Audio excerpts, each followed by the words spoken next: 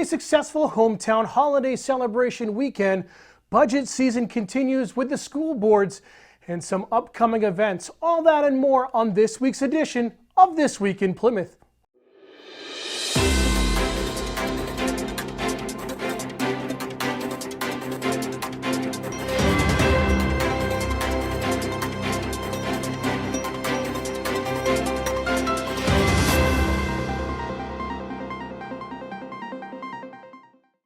Hello and welcome to This Week in Plymouth. I'm your host, Dan Salzer.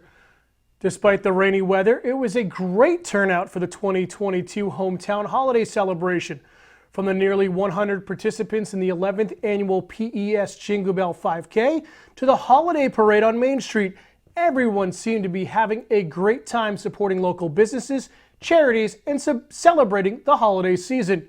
You can watch a full replay of the parade and highlights from this weekend on our YouTube channel, and also at select times throughout the month of December on channel 1302. Monday night saw the Plymouth School Board meet at Plymouth Elementary School. Principal Tanya Orlando gave the principal's report, which highlighted the great academic success of the students in recent weeks. 395,000 students took the PSATs during the fall months. There was a window to take it. Of all of those students, only 51% met the ERW benchmark and only 35% met the math benchmark. So Plymouth Elementary School far exceeds those numbers. The national ones. The national ones.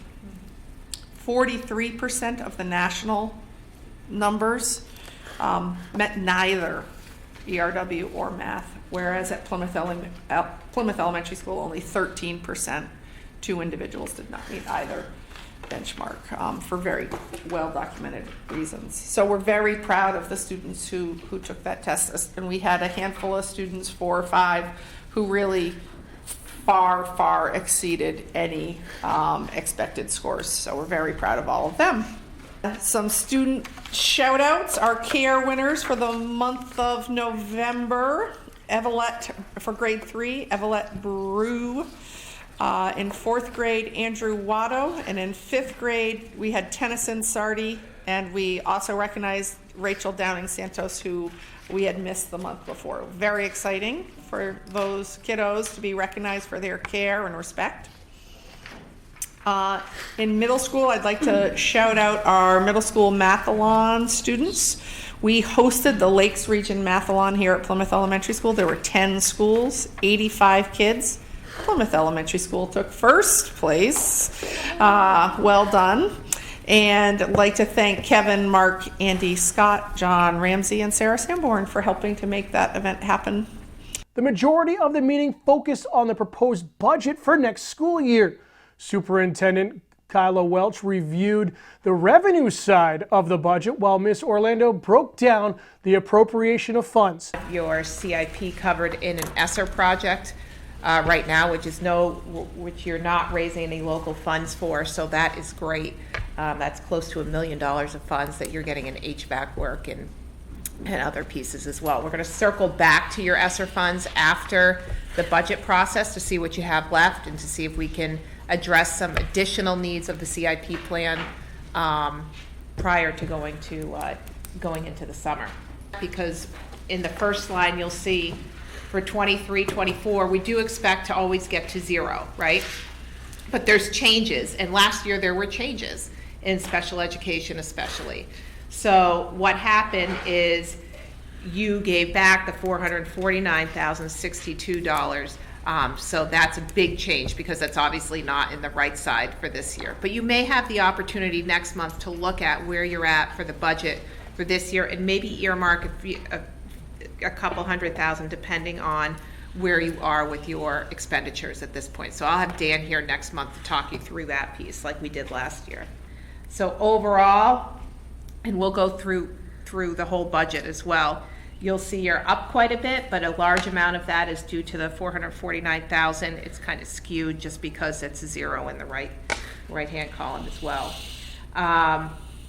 What you'll see, Tanya's going to go over the summary of lines, is really your impact of the new collective bargaining agreement as well as some special education needs as well. So a school budget is broken down by function areas. Function areas are big categories we use to organize the budget for Plymouth Elementary School, for all schools, okay?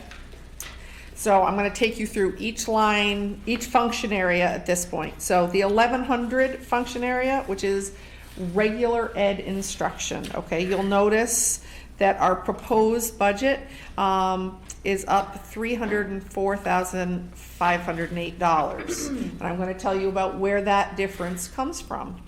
$193,466 is in various salary lines associated with the regular ed budget on this, which is based on the CBA that the taxpayers voted on last year in the town of Plymouth. Okay, that's a 4-year contract. We are in year 1 of that. Okay, $11,000 of that increase is in supplies. $41,330 is an increase in the printed media line, which is books, printed materials, and some of that is the new reading program that we will be coming to you to. That's a placeholder amount at this point, based on some, the people who are working on making their choices need to make a decision by about March. But we need to budget for whatever it is now, okay? Then the next function area is 1200, which is special education, okay? And that is up $131,078.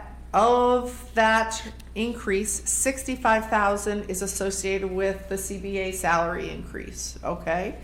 And the rest of that increase is in the area of purchase professionals. So if we delved deeper into that function area, you would be able to see that there are less out of district placements and more students being served within this building. What that means is there's a little shifting, but there are also more students than there have been in the last 2 years who are needing that level of high support. The board will review the proposed budget and will discuss it once again at the January meeting. Due to the New Year's holiday, next meeting for the school board will be on Monday, January 9th. On Tuesday, December 6th, the Pemmy Baker School Board met at the high school.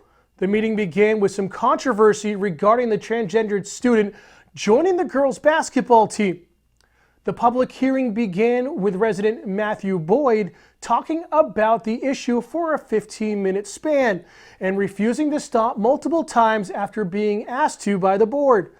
Other members of the public spoke out in support of allowing the student to play on the team, with the parents of the student reaching out to the board to provide help to them if need be. The board moved forward with a meeting discussing the budget for next year. Start with, seems most relevant to start with the one at the top is titled 23-24 Estimated Assessment. And every year we have a rolling 3-year average. For those new members of the board, we have a rolling 3-year average of the ADM or student population by town, as well as a rolling 3-year average of the equalized valuations. Those are the calculations that are on the top. What happens is the budget is 50% apportioned out based on ADM average and 50% apportioned on town's valuation. So as town's valuations change, or student population change, the portion of the budget that is assessed to that town, or proportion to that town, changes. If we drop to the bottom of the sheet, where it says 2023 estimated tax rate, based on the net assessment that would occur after revenues, including adequacy, next year in the fall of 2023, based on the current year's valuation, we see that the 2023 tax rate by town for this school after adequacy would be, starting at the top, Ashland 556. Sorry, I gotta put my glasses. 558. Thank you. 558, 567 Campton, 334 Holderness, 541 Plymouth, 543 Rumney, 497 Thornton, and Wentworth 349. The second to last and last column show what that tax rate change would be with the budget as it's currently proposed to the town's tax rate to support the Pemmy Baker School District. The board ultimately decided to use the excess funds to help offset the taxes for the town and approving the proposed final budget. It's now time to take a look at the weekend weather with the PSU Meteorology Department. As you go through, stepping out your door tomorrow, 34 degrees, sunny, northwesterly wind 5 to 10 miles per hour. I've been itching to show this graphic once again because I miss skiing, and I bet a lot of you out there really do. This weekend, some of our mountains here will be a little bit more open. I could not find the data on Waterville just yet. But if you are planning on going skiing, beautiful conditions out there, 30s all across the board. Again, a little bit more clouds on Sunday. I'm trying to get out there on Sunday, but we'll see if finals week gets in the way of that. But looking at a rest of work week, if you want to go skiing this week, it's going to be a good one. Temperatures this week are going to be hovering around 30 degrees. We're going to see some sun. We're going to see the sun Monday through Tuesday. A little bit of partly sunny conditions on Wednesday and Thursday. I am tracking snow showers and possible mix on Friday. This is my last forecast for you guys here at PM Weather. There's a few new people coming in next semester, but I will be around a little bit, but I hope everyone has a great rest of December. A couple of announcements for this week. A reminder that town offices will be closed on Monday, December 6th to observe the Christmas holiday. New town manager Scott Whedon provided an update to the town for the month of December. Be sure to check out the full update on the town website at www.plymouth-nh.org or find a link on the town's Facebook page. The Plymouth United Methodist Church will be hosting a cookie walk today from 10 a.m. to 1 p.m. at 344 Fairgrounds Road. If you have a hankering for some treats, be sure to stop on by. Girl Scouts will be hosting a membership sign-up event on Wednesday, December 14th. The event will be held at Pease Public Library starting at 6 p.m. On Thursday, December 15th, downtown Plymouth will be hosting a Main Street shopping night. Currently, 22 downtown businesses will be extending their shopping hours from 5 to 7 p.m. A reminder for parents that PRHS will also have a delayed opening on Thursday, December 15th. Thanks for tuning in to this week's edition of This Week in Plymouth. For our executive producer and Jonathan Picard, I'm Dan Salzer, and we'll see you next week on This Week in Plymouth.